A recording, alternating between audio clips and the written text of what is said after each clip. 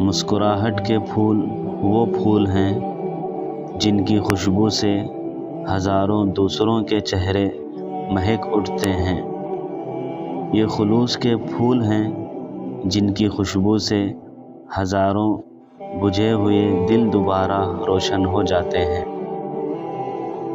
اس لیے ہر انسان کو چاہیے کہ وہ خود خوش رہے اور دوسروں کو خوش رکھنے کی بھرپور کوشش کرے۔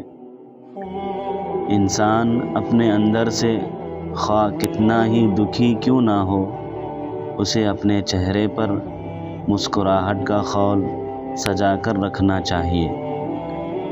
دوسروں کو خوش رکھنا ہی سب سے بڑی کامیابی ہے۔